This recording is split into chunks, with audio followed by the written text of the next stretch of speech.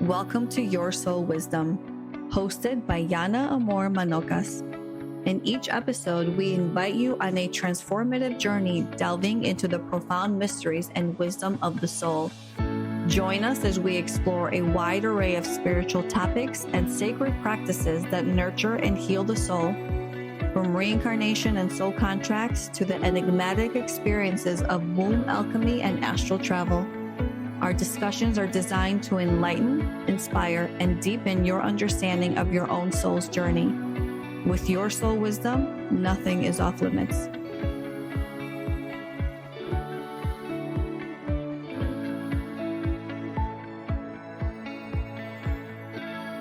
Hello, everybody. Welcome to Your Soul Wisdom. You know, in this spiritual space, we talk about karma a lot.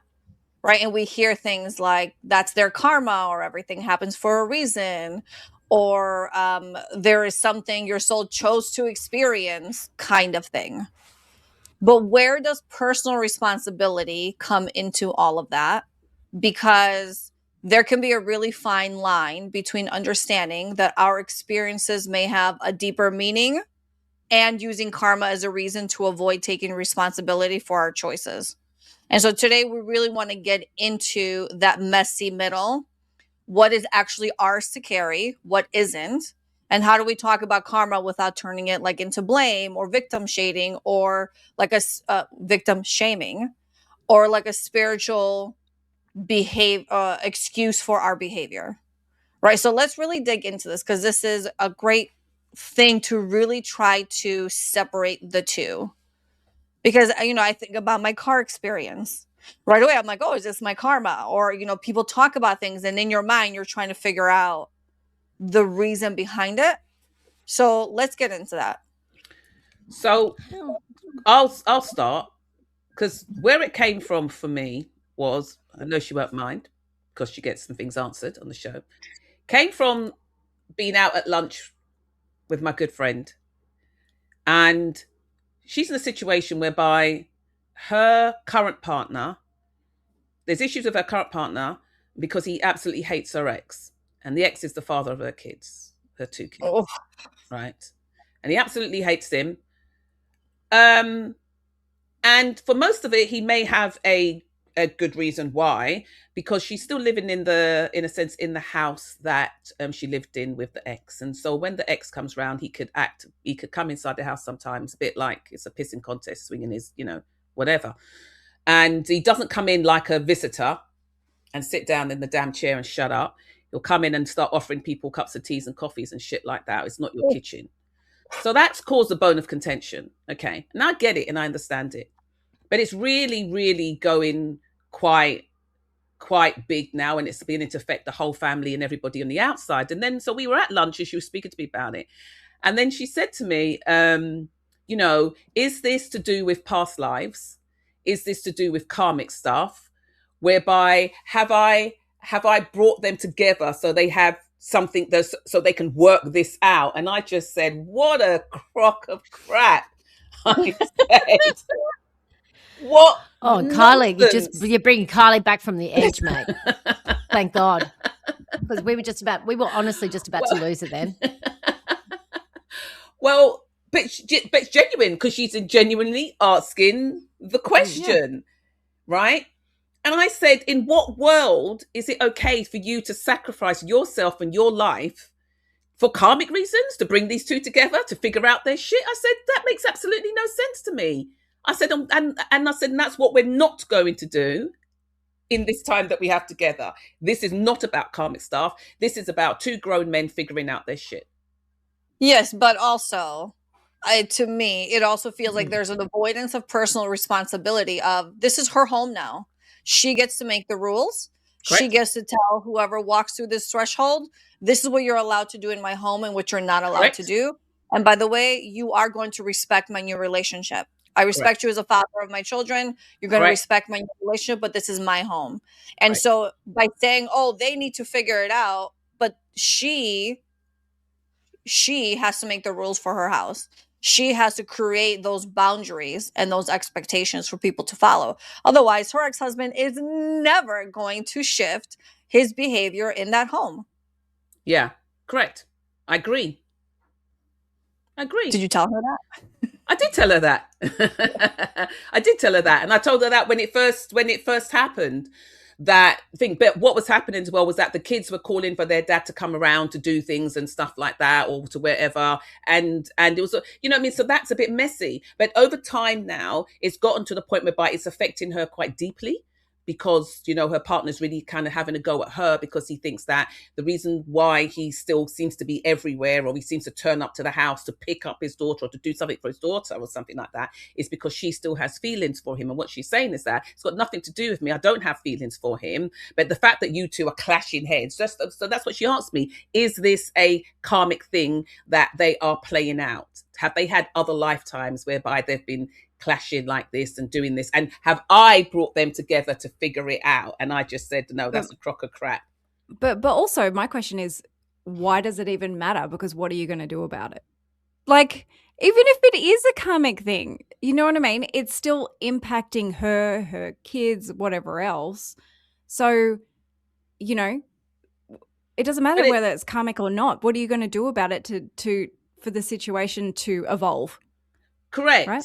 I totally agree. But have you not come across friends or people that are in situations simply because they believe they're meant to be in it because it's karmic or because it's like it's past lives? We're supposed to be together to work this out. Like, I've done it. I've been. Yeah, no, but for me, and I still believe it was all very, very karmic, right? But the question is how, and I was not graceful. I didn't handle myself well, for a long period of time. But I continually worked at what the situation was presenting me with until it did transform. And it's like, what are you going to give your power to? Do you go, oh, it's karma, so I give my power to the karma? Or, you're still being presented with something to work with, whether it's karma or personal responsibility or whatever. You're being presented with something that you need to take an action on. Correct. I think what happens is people go, oh, it's karma, and then they give that karma all the power. All the power. Right. Yeah. All the power. Yeah, but then so it's okay for me to sit in this shit. In that situation. Say that again. It sounds to me like she's just content to be in that situation. Like, oh, this is a pile of shit I'm in, and so I'm in that pile of shit. Otherwise, you clean up your pile. Yeah, I think sometimes it takes a while to get there. Of course. It does. And I think it's because she feels powerless. But what I'm saying is that there are so many people out there that deal with things like that. I mean, look, I know that I was in a karmic situation. I know that I was in a karmic relationship. I know that without a doubt. And for many reasons. I mean, when we attach karmic to it, sometimes it's always got a negative connotation. But I know my husband. Do you know what I mean? I know I've known him before. I know that was good karma. Yeah, I know that we planned this life together. But, previously I knew it. But what I also knew was that I had a get out clause. I knew it, that I had a get out clause. That if by a certain time you hadn't reached or got to where you needed to get to, you don't get any more of this life. I'm out. That's called an ultimatum. No, I never gave an ultimatum. That was the thing. I never verbally gave any ultimatum. Probably because I didn't really want him. Maybe I didn't want him to fulfill the ultimatum because I wasn't really meant to be there. So I wasn't going to give you an ultimatum. But for both of you that now know, yes, I was in a karmic relationship. There was all this stuff. When you were in it, were you that aware to go, oh, this is a karmic relationship, and so I've got to write it out until some of it resolves itself? Or was this an afterthought after you got out or towards the end where you're like, oh, this is not? No, I knew from early. I knew from early doors. Yep. I knew certain things had to play. For me, I knew certain things had to play out. But what I wasn't doing was that I wasn't sacrificing myself for other things. So it's almost like I've got two friends clashing, head banging and clashing, and I'm in the middle of this, and I'm getting, every time they come together, I'm the one that's getting squashed like a dongo, do you know what I mean? Like a dongo, whatever it is, like a sandwich, I don't know. I'm the one that's getting squashed in the middle, but I'm saying, well, I've got to be here, get in my head, but like a bell, like a big bell, someone's whacking it from both sides. That's what's happening. And every time it gets whacked, you're the one that's going, you're the one that's getting shaken like this. But I said, well, I've got to do this, because it's like it's past life is playing out, and I'm here to fix it. Like I've got to do it. Like what the hell? Why would I should come away with a misshapen head for you guys? No, sort your shit out. But maybe there is some karma in it for that person who is the bell to create some boundaries, right? Absolutely. I get that. Which is what I said to her. Yeah. But this is I think in every every single person experiences some part of their lives where they're not taking personal accountability or responsibility. Right now, I'm sure every single one of us can name one thing, big or small, it exists. Yeah. And we just kind of put it to the background, if you will, because we don't want to deal with it. And so, where do you put that? Everyone's got it. Every single person deals with it. Yeah, but see, I'm not that person that says, well, the reason why this is happening to you is because you did this in a past life. Right.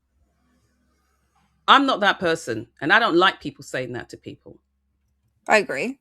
Because where does it stop? Where does it end? Yeah, I'm with you. You know what I mean? Because it ends up shaming and blaming, right? It's like, well, you brought this on yourself, Yeah, sort of thing.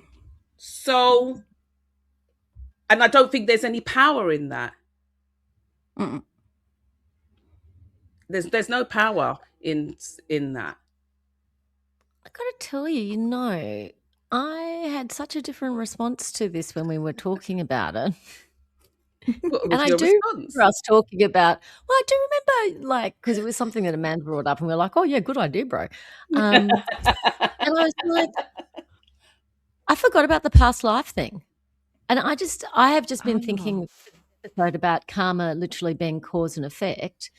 And I feel that my life is completely karmic in that way, that it is entirely cause and effect. And a lot of those causes and effects I don't have control over because, there's trillions of things that are happening in every moment kind of thing. But I don't think I've ever had any conscious thinking of anything as a past life experience. I've definitely had the feeling of meeting people and knowing that I've met them before, that Same. kind of thing. But I don't think I have ever even thought to blame or explain anything like consciously attributed something to a past life, you mean? I'm a conscious when I'm participating in somebody else's karma, if you know what I mean. But again, I'm just thinking karma as in cause and effect, not like eons of past life experience kind of stuff. Same. I think I don't even know how I'd cope if I started layering that stuff in on everything else. Do you know what I mean? Like it would be, that's a lot. But it's in the mix, though. It is. Well, it's in your mix. But up until this it adds a big depth wasn't in my mix. It adds a lot of depth to the situation, and that it tends to be even more highly emotionally charged. So it just, it really, you're not selling it to me. No, it's not great. Yeah. What was I going to say? So I honestly think that my problem is that, I think that everything is everything is personal responsibility. And the problem with that is for whatever reasons, I end up over functioning in every aspect of my life, that kind of thing. So I don't know. I have those kind of problems, not the explaining, blaming kind of thing. I have the stop button, pause button, whatever that is. Anyway, you ladies know what I'm talking about since you know me fairly well by now. So, but I think that's karmic, but I don't think it's past life related. So, I don't know. I think I honestly feel like I want to split the two things up because I don't think karma and past lives are the same thing. I mean, I can understand how they're I think connected. It's both though. Yeah. So let's say karma is cause and effect. And when we bring in past life, it's from a previous life into this one. It's just in the big ball of energy of all of the dimensions or whatever.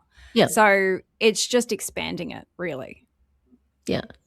Well, the only reason why I think I would find it reasonably easy to accept is that I find it easy to accept that I don't know the causes of all of the effects in my life. But I understand that's the case of it.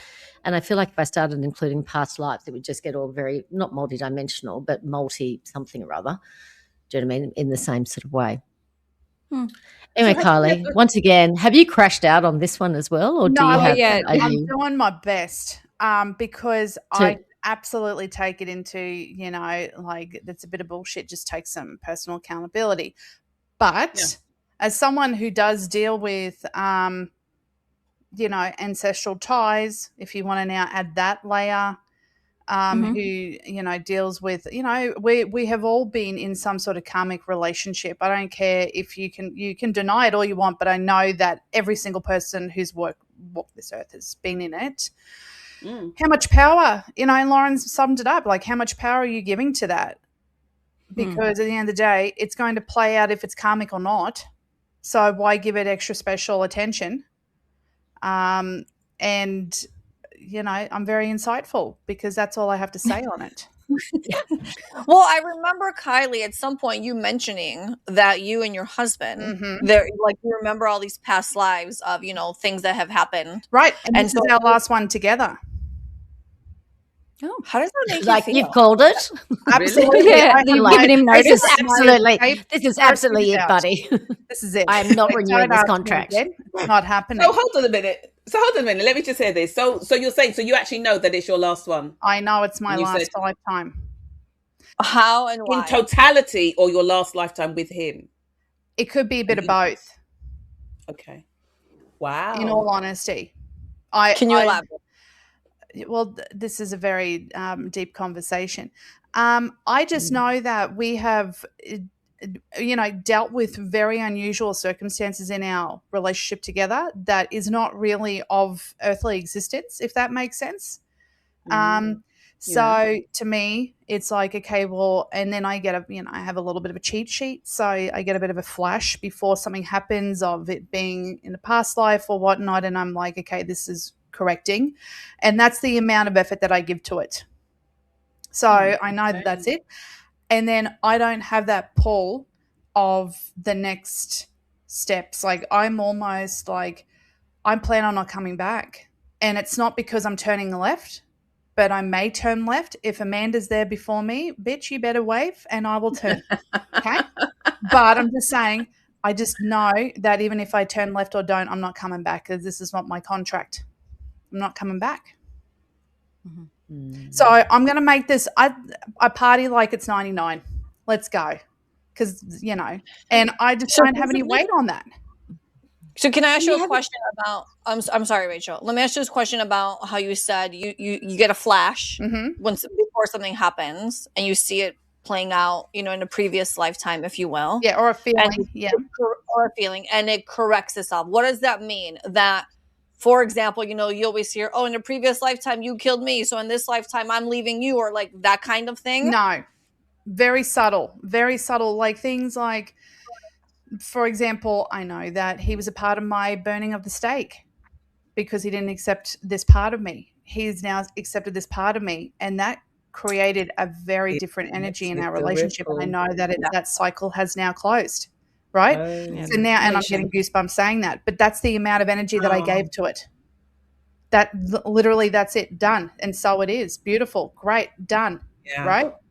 So, and I have to say that working with Daniel, the past life regressionist, also confirmed some of those other things that I'm dealing with on a day-to-day basis. And it's literally a poof, and that's all I give to it on some things that I'm correcting in my karmic thing, because I'm also on a fast timeline in this life.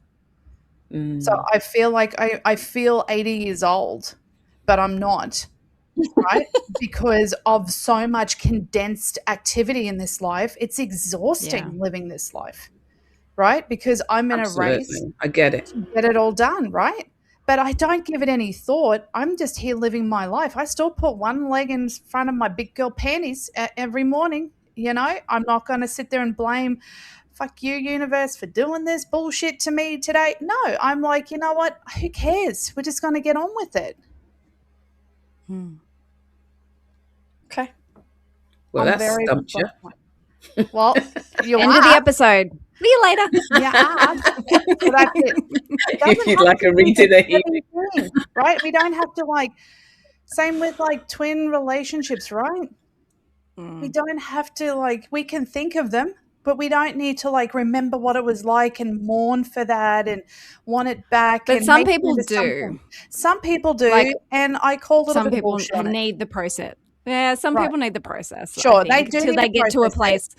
Like, you were just saying that you've done everything really fast. Yeah. You're a fast processor lady, I am a and you've different- had a lot yes, of yes. experience. Right. So just so you know, there may be some people who get stuck in things, It's true. and that can be really challenging and excruciating. But I think it all comes back to the personal responsibility of what are you going to do about it.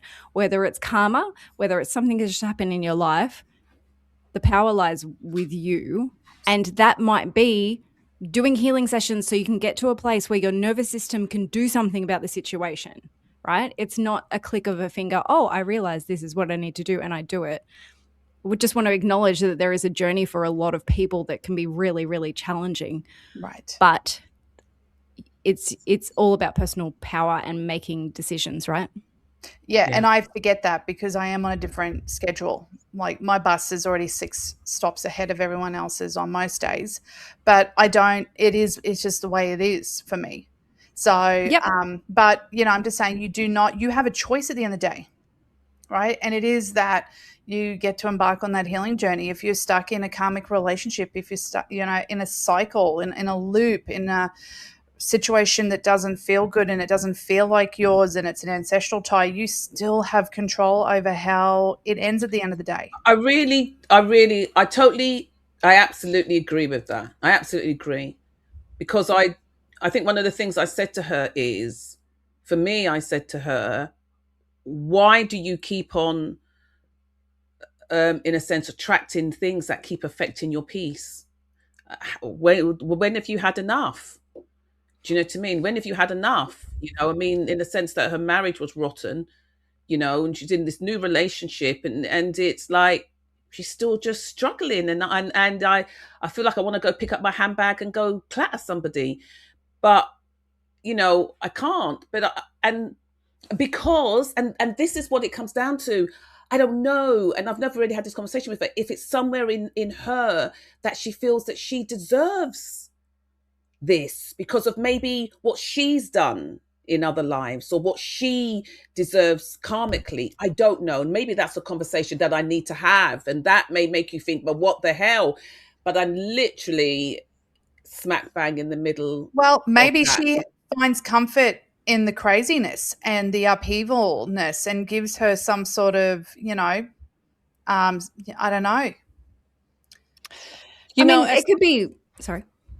No, as somebody who has been through a karmic relationship for a long time, I consider myself a very strong woman. But I couldn't move through it until it resolved itself and balanced itself out for me to be able to go, oh, now you know what? If it's over, it's over. There was no walking away. There was, as a fast processor like you, as I am, Kylie, for that situation, there was no, it needed to work itself out, and it took a long time. But as strong as I know I am, I could not leave that situation no matter how hard I tried. Yeah. Mm-hmm. And so once it balanced itself out, then it almost like energetically freed me to go, oh, okay, now I could actually go. It's almost like a magnetic force.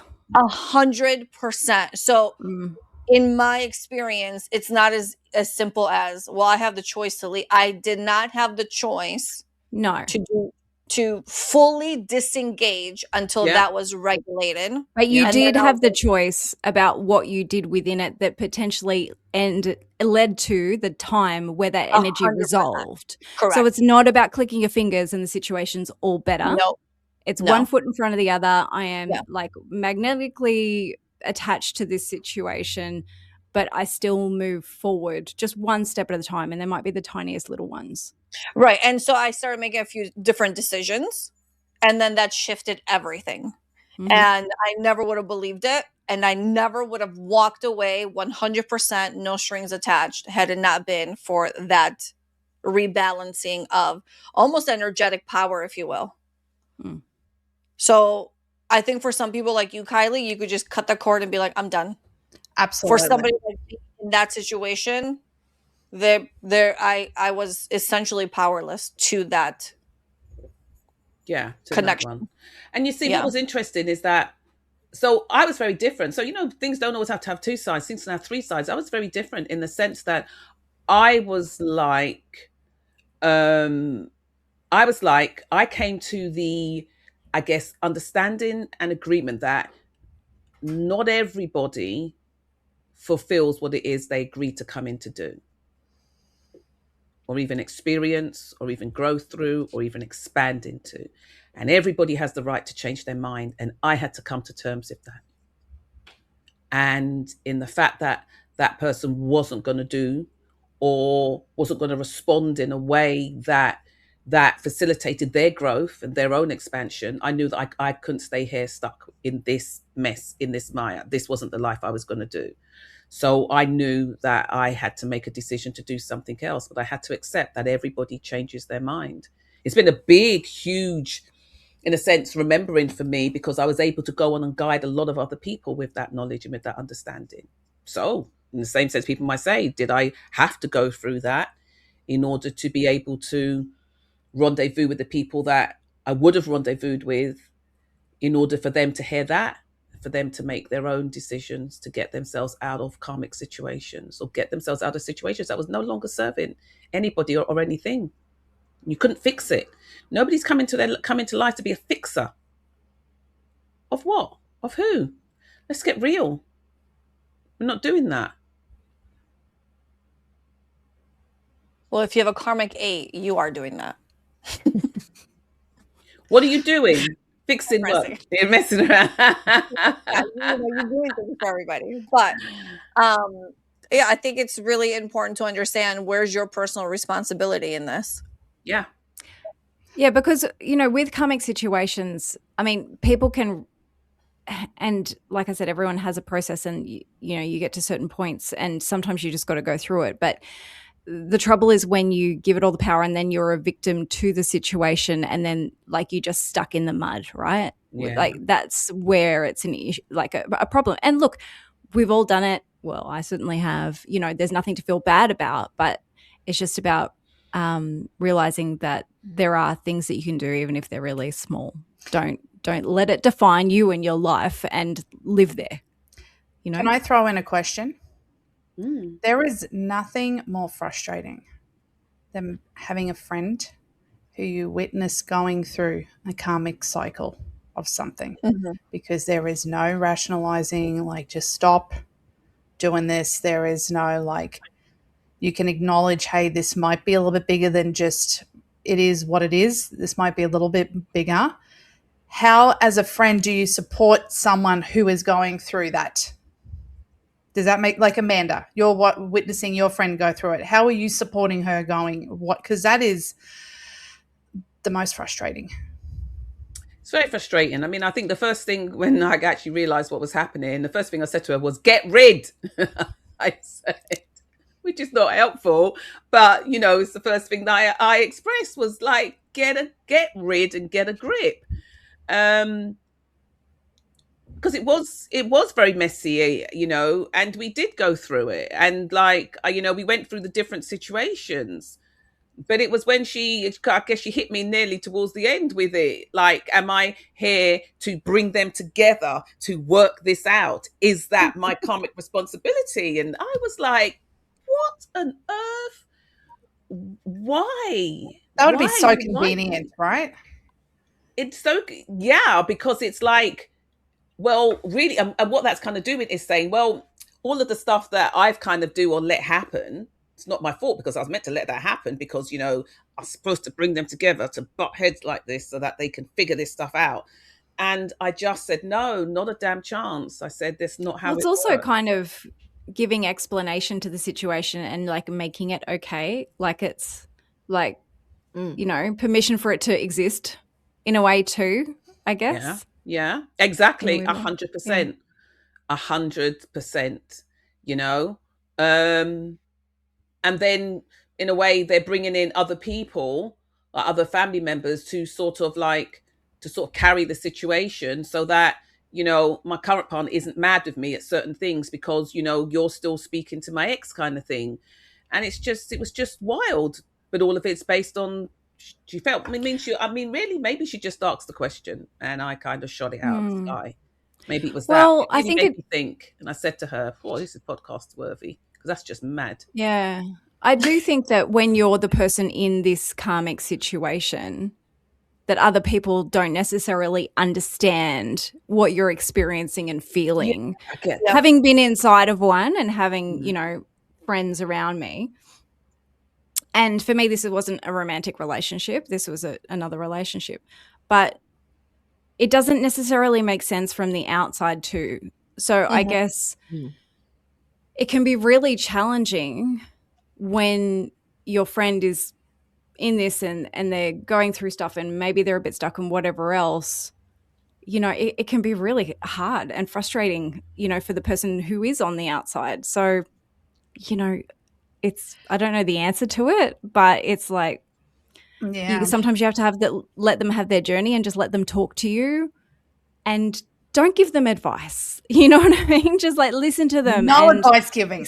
Got it. Well, no, but but sometimes it depends on the situation, right? But it's I think it's important to at least acknowledge that they're not going crazy because you can tell when it's like someone's in the thick of something versus it being a past life or an ancestral tie or something energetic pull. Like you can kind of tell the intensity.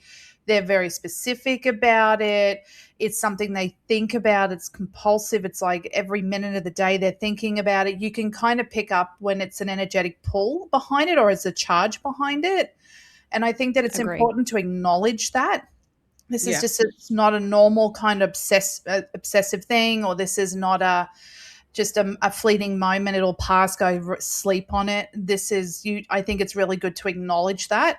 So I think that would be something to keep in mind as well. And then going back to my, favorite, holding space. I don't know what that means. It's a little bit of listening bullshit without judgment. But I do like it. Yes. That's what I was going to throw in, Lauren. It's because I've been in that experience where I've been the friend that's been going back and forth. And I've had somebody who's so lovely where one day I'd say, I'm done. And she'd go, okay, honey, I support you. I got you, whatever you need. And then the next day I'd see her and I'd be like, oh, but I'm not fully done. There's been some shifts. She'll be like, okay, if that's what makes you happy. Right now, my mother, when I would tell that to my mother that my friend would respond that way, my mother would say back then, well, she doesn't care about you because she's just, whatever you say, she's just saying, okay, okay, okay. However, she created this space where I never felt judged with me going back and forth or me trying to figure things out or me changing my mind. There was zero judgment. There was just support. That to me meant more than anything because I felt so safe to open up, to share what I needed to share. Of course, if I asked for opinion or thoughts, she offered them. But she had zero attachment to the outcome, zero judgment. And after that experience, I remember going, oh, that's who I want to be. I want to be that person to my friends and to other people too. And so I think not having that judgment, because of course it's easy to get frustrated. When you love somebody, you want to shake them and you want to be like, what are you doing? Like, get out of it. But they can't. And allowing them, it's the same thing with people who overeat, the same thing, overspend. There's all these decisions. They're not choosing to not make that shift. Some people really just can't shift in that moment. No, they can't. But what I would say to that is that's the reason why we have sort of different friends. None of our friends are the same. Or even we would go to certain siblings for certain stuff. I am not that friend. It's not that I sit in judgment. I'm never going to sit in judgment. But I'm not that friend because I believe that when you say something to me or when you come to me, then it's because you want to hear what my opinion is or what my thoughts are on this. You're asking me a question 9 times out of 10. and so I'm going to answer you, and I'm not going to I'm not going to I'm not going to I'm not going to just I'm not that friend that's just going to say, okay, okay, okay, and then it's all good. But that's all right. That's good to have a friend like that. I'm not saying there's anything wrong with that, but I don't want to be that friend. That's not that friend, and you're not going Yeah, to that's come to me for that. You totally. see what I'm saying? Yeah, and you're not going to come to me for that. So so if you are speaking to me about something like that, you know who I am. You know who Yeah. I am. Yeah. And you know I'm not going to sit there and just say, yeah, yeah, that's past life, that's a karmic thing, so you ought to work at it, you get in there and you stay in there and you get bashed by the gongs. I'm not, because for me, I love you enough to say, get out of harm's way. Get out of harm's way. Do what you need to do, say what you need to say, own what you need to own, and get out of harm's way. Stop sacrificing your life, because what that comes down to is lack of self-worth. You don't think you're worth anything. You don't think you have any value. So I'm okay to keep getting sold at market. Nah. Okay, so in these moments when there are, philosophical questions in my mind, what ifs and how would you, blah blah blah. I always like to ask Rachel what her really lovely friend who Shaya? practices Buddhism, yes, Yep. what her perspective is. And so in this situation, what do you think she would say from a Buddhist perspective?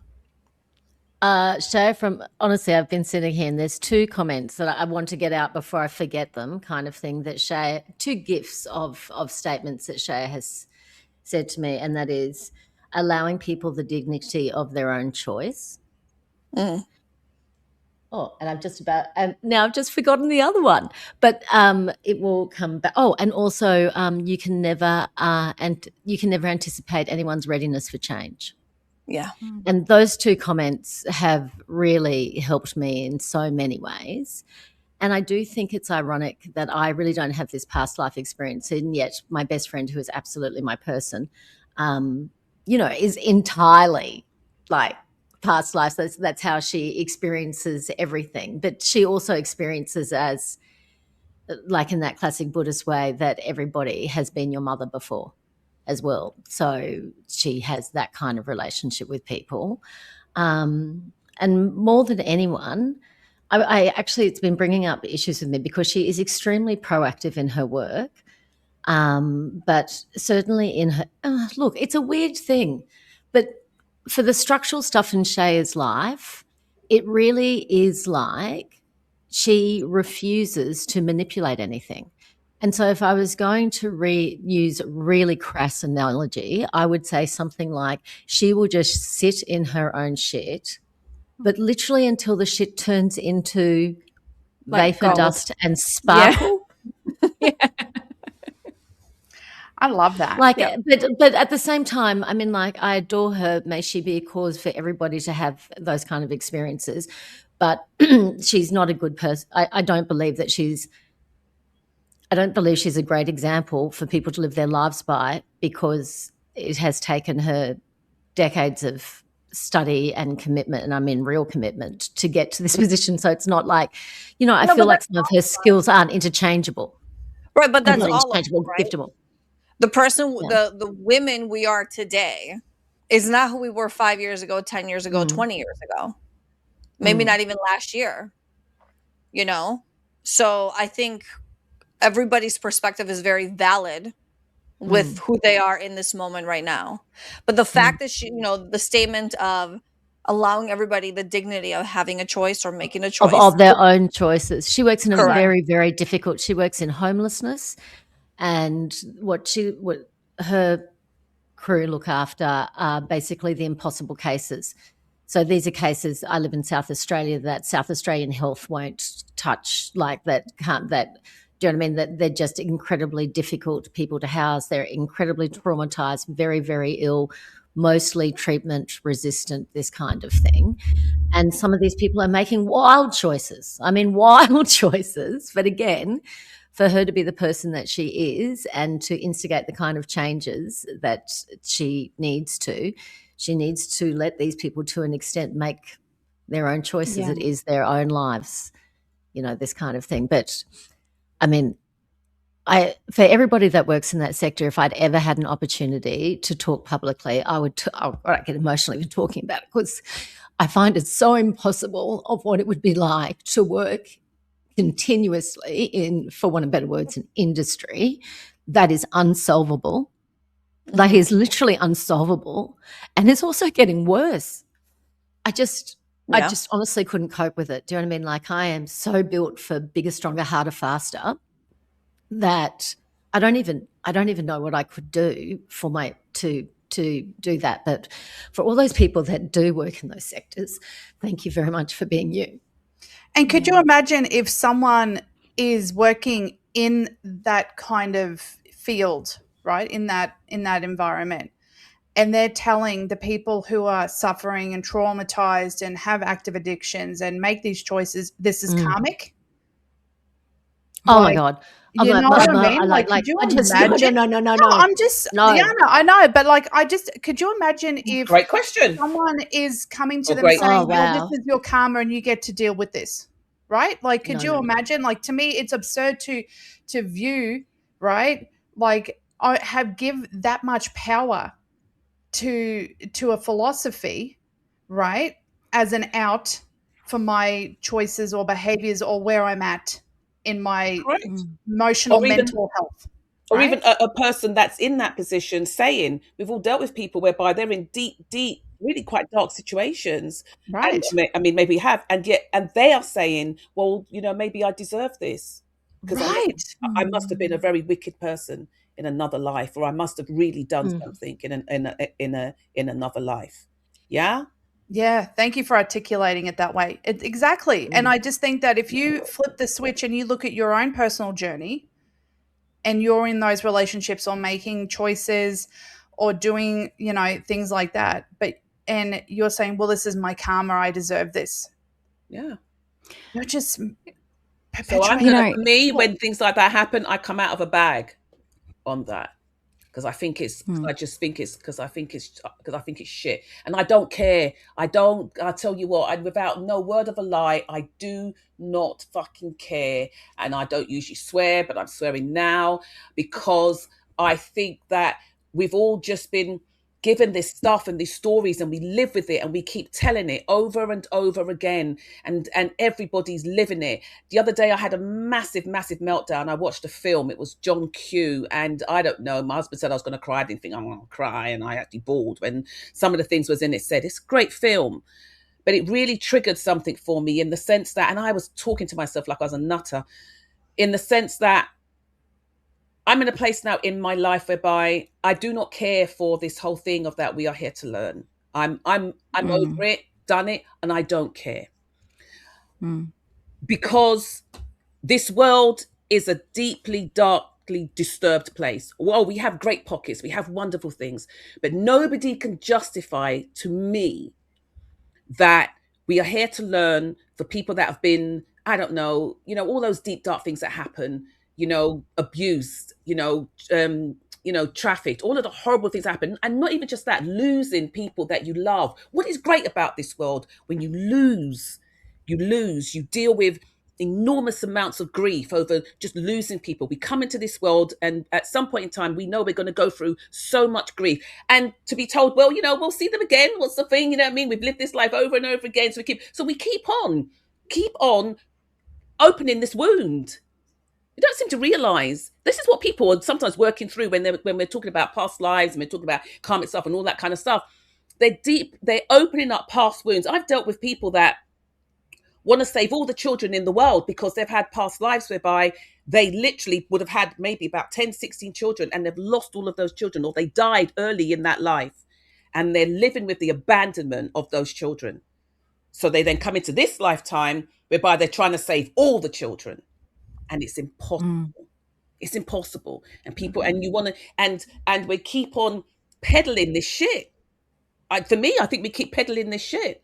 And if you ask me, well, how do we fix this? I think we really ought to just stop messing around and really understand what we're here doing now.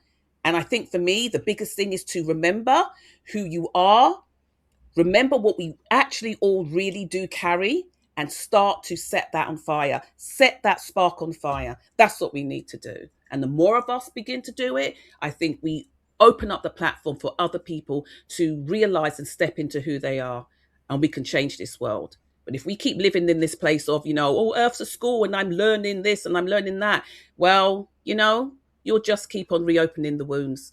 That's all we're doing when we're doing the incarnation, doing the karmic cycles. Some of those situations may be the trigger for remembering, though, right?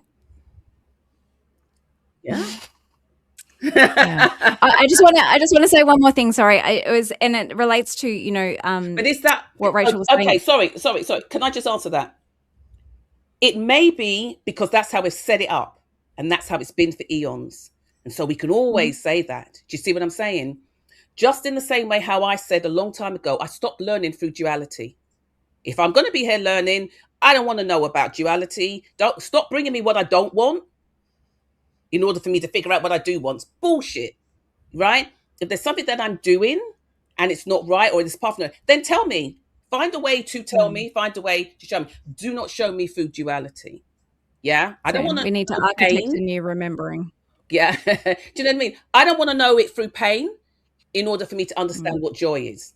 I don't care for. Okay, I'm like, just by the way, I'm like not being argumentative here, but please illustrate to me how you would experience joy without the knowingness of pain.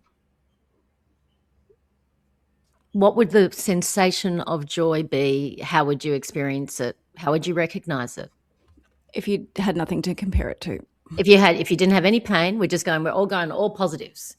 So what does that look like? Looks like bliss. Yeah, but like bliss, okay, but like tell me how it shows up. Tell me how you recognize that you're joyful. Bliss isn't bliss because of the presence of pain. No, I don't think it is either. But at the same time, I'm just saying. So how would bliss feel to you? The feeling would still be the same, even though you may categorize it differently. The feeling would still be a positive feeling.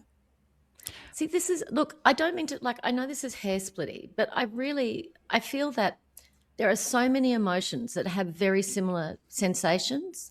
Sure. Like, it's only like context that I could tell the difference between whether I was excited or terrified, because honestly, the feels are so similar to me. Yes, but if you didn't have terrified, hurt, pain, all that stuff, you wouldn't compare it to joy. I agree, but I don't think that I would. I don't think I would experience the actual explanation of excitement. I think that I would experience heightened heart rate, and I would experience jittery hands, and I would experience, some dislocation in my brain capacity to think outside of the moment, that kind of thing. But I don't know if I would humans. As humans, our brain makes comparisons all the time. So it's sort of, I don't know all the science and the whatever behind it, but I do know we make comparisons all the time. So, as a human, we register all of these things in comparison to other things. So is it just nature of being human that we have the broad experience? And, is what Amanda's wanting or bringing in something that is not necessarily straightforward human? Yeah, but also here's the thing though. We're not consciously going, oh, I'm breathing, I'm not breathing. I'm breathing. No, but it does it automatically. We make comparisons. I understand. Yeah. Right. So when it comes to breathing, we don't think it. We just are. We're just breathing. So I wonder if there was no pain or any of terror to compare it to, we would just be in a state of joy or happiness or any of that, and it would be like an afterthought. We wouldn't even be thinking, am I happy, am I sad, am I excited, am I elated? You would just be. That's what I mean. I think that you wouldn't actually experience the emotions. You'd experience the sensations, but you wouldn't actually experience the emotions. Is that bad though? Well, I don't think it's a very full experience of like, I don't know if I really value the No, physical sensations no, of joy without no. the emotional Do you know? connection to joy. I think, and I guess I don't mean to be argumentative, but I think that is Don't agree. And that is that. So let me just say it like this: I think that can really only be said by with privilege. okay. What does that mean? Because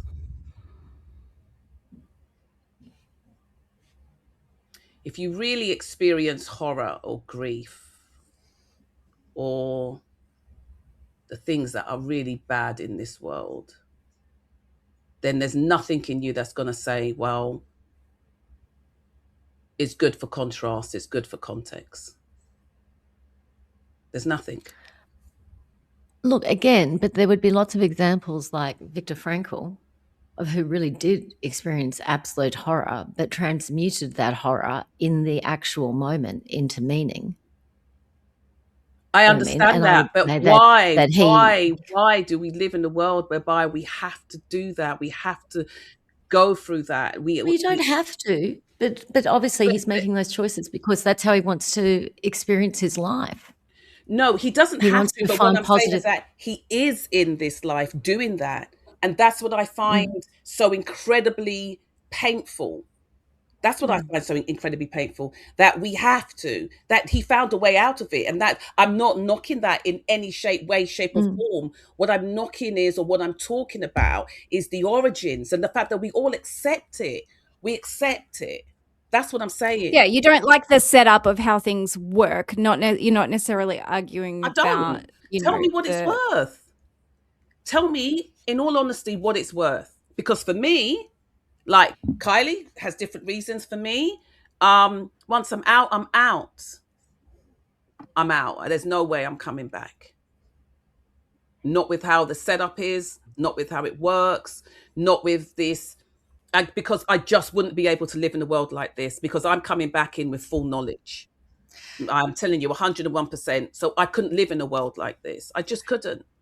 So here's Wouldn't my it be question. interesting to give it a crack, though? What do you That's mean? what I mean. If I could, anyway.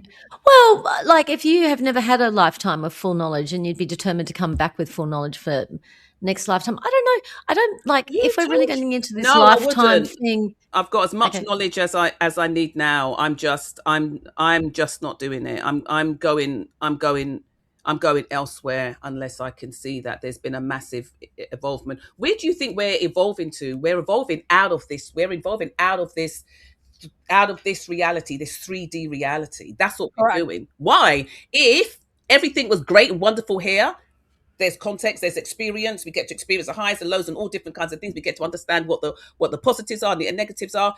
Why are we even doing any of this work? Why are we shifting? Why are we trying to expand? Why are we doing any of it? Well, I think that's part of New Earth and Old Earth, right? Mother Earth, she's like, listen, I'm evolving, so you're either going to evolve with me or you're staying behind. And so maybe it's the thinking of, I need to experience this pain and this terror and this stuff so I can have something good. Right? Maybe there's like a shift in that. No. What I'm saying is that's what keeps you trapped in the old thinking. Sometimes I what don't keeps you trapped is that you just don't know. You just don't Of know. course. We You know what just I don't mean? know. This is That's our what I only think. You experience that just we're don't. conscious of. Yeah, you just don't know. But what I think for me is peddling this thing of that we need. Oh, I don't know. I don't know. Maybe I should just. But what if no. But like, what if Earth needs you to come back with your full knowledge to help something change, to architect the new reality? Do No, you know everyone's what I mean? on their Like, own. No one needs to help. What the fuck? Sort yourself out. Kylie, you were going to Doing- ask a question before. Doing I was going to the ask. best I can now. Yes, Doing it that's it. now. Okay, so this is really out there, okay? So obviously we experience duality in order to grow, right? So my first question is, can we grow if we're in a happiness state without the lessons, right? And number two, if we don't experience lessons in if we if we say we don't want to experience lessons here and be in sweet denial, and then we transition to wherever we need to go after, are we still given lessons in that, or are we still making just choice to be like, two middle fingers up, I'm just going to float here and rattle chains and scare everyone? Does that make sense? Yeah, but isn't Where it is human growth? we have to experience this growth? I What thought growth we're just do here you just need? experience What life. growth do you need? What growth do you need? If we are ultimately, let me okay. Let me pose it like this. If we say that we're sparks of source, so what source is what we are. Okay, we just don't know. We're just coated in this 3D form that has literally changed everything, frequency wise, everything wise, and we forget who we are. But if you are source, what do you not know? Ultimately, what do you not know? But it comes back to the broader philosophical thing of like, what's the point of anything? Do you know what I mean? Like, Yeah, what is if the we're point in, of anything? what's the point of anything? If I am Correct. source, We have the original what's the point? experiment. Correct. So we have the original experiment of Earth. Yeah. How to create beings, remove them from source, and watch them find their way back to source. How can they find their way back to source? And they track that Yeah, I know, but journey. is this just like kids playing with their toys and playing a game? Do you know what I mean? Is source playing a game? Like, what is Okay. the point of anything happening ever? Like, you Yes. know, that, like Yeah. it's. I don't want to be part of anyone's dolly anymore. I don't Yes. or I don't want to be part of anyone's dollhouse. I don't want to be part of Yeah. anyone's thing. I just don't. I just don't. When I think about, and I don't care if I'm going to die and if I'm going to, I'm not. But the fact that I can lose people that I love, and I am losing them because they are gone. Yeah, and I may experience them again, maybe just in different ways, shapes, or forms. But to have to go through that, and I just think, and there's so many other different things. I don't know. It's just not for me. And I just think that A lot. Well, I hear what you're saying, Amanda. What I am interested in, and this may be something is just like what everything would be like if this wasn't the structure. Hmm. Do you know what I we mean? don't know Yeah. what we don't know. Yeah. Do you know No, I what? know, but I want her to channel it. Oh, fine. Yeah, come Whether back it's now or one. later, doesn't matter. Yeah. Take your 3 okay. minutes and channel. Yeah. But you know, no, it's not going to 3 minutes. But listen, I'll tell you something, right? There's a series on right now, and it's called Sugar. Okay, I don't know if any of you know about it. It's a series on, and it's called Sugar. But no, maybe if I tell you about it, then it's gonna. No, I won't, because I may tell you about the whole premise of the series if you ever want to watch it. But in a way, you talk about getting contaminated with sort of. Nah, I'm not going to talk about it. Sorry, people who are watching. Okay. Sorry, I All can't right. talk about it. No, What I a don't want to. No, tease. I But don't one- want to. No. It's a great One series. day- Go and watch it. It's a great series. All Go and right. watch it. One But day Amanda will come and tell us her vision of the All- new architecture of That's right. the new reality. architecture is that I think that this regime is done. It's over. It's old. We need to stop peddling the old bullshit. If we're really here to do the work for expansion and for growth, then we need to stop peddling the old bullshit. Okay. You had me at. I agree, but I think some things are predetermined. Just saying. So some experiences you have to have. No, And no. I completely Oh, disagree. yada. Hold on, stop. Nah. No, hold on. Let me tell you one quick story, and then I'm gonna end You're this. going to end the okay? podcast and not give Amanda a time. Respond. Let's go. So soul contracts, we live in that world. And so I was speaking with somebody else who knows soul contracts very well. Somehow I pulled up a chart with a specific first, middle, last name. Someone in my life, like a client that I had. He had no connection. As I pull up that chart, he said, "Oh, that's so interesting. I had a client with that same exact name. And the one thing I always remember about him is that there was this huge situation when he was younger about somebody taking a child away from him." And it stopped me dead in my tracks because I said, well, that's the same exact situation with the person that I know with the same exact name. Two different people. Why did they both have to have? What are the odds? Were that they they different people though, or did you have the same Two client? completely different people. Just checking. They live from different Oh. parts of the world, of the country, different parts of America, also like 20 years apart. Okay. Because I'm like, Yeah. wait a minute. Yeah, it's I just the make same sure person. to ask Yeah. that question. Yes. Same exact experience. What are the odds of that? So to me, it's a more validating factor that this is something that they were, I don't want to say signed up, but this is something that the soul wanted to experience. We came here on this incarnation to have specific This experiences. is a And with that, bigger everybody, conversation. if you differ from this, head on over to any of our podcasts, comment, let us know what you think. We will continue this conversation at some point. If you're interested in a reading, a healing, a guided meditation session, a light body activation, or you want to know Chat anything with me else, about anything. yes, chat with Rachel about anything, join the collective, head on over to yoursoulwisdomshow.com. We thank you for allowing us to create this beautiful space, and we hope you have a blessed day. Bye, everybody. Bye, Thank you. everyone. Love Bye. about you. Welcome to Your Soul Wisdom, hosted by Yana Amor Manocas. In each episode, we invite you on a transformative journey delving into the profound mysteries and wisdom of the soul. Join us as we explore a wide array of spiritual topics and sacred practices that nurture and heal the soul, from reincarnation and soul contracts to the enigmatic experiences of womb alchemy and astral travel. Our discussions are designed to enlighten, inspire, and deepen your understanding of your own soul's journey. With your soul wisdom, nothing is off limits.